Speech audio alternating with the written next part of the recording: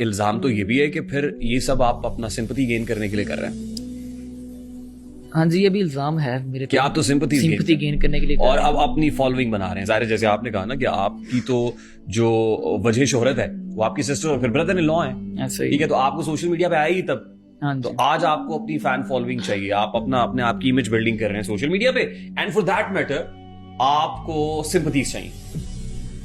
नहीं है सच, सिंपैथी वगैरह का कोई सीन नहीं, लेकिन जब आप पे कोई फेक एलिगेशन लगे तो उसको क्लियर करना, मेरा ख्याल है कि पहले मैं अगर सोशल मीडिया पे ना आता तो मैं ना करता, लेकिन अब ये जाहिरी बात है, मेरे भी दोस्त यार हैं, सोशल मीडिया पे लोग जानते हैं, तो अगर कोई मेरे पे इल्ज़ाम लगता है तो मैं उससे क्लियर करना चाहता हूँ कि यार ऐसा नहीं ऐसा है।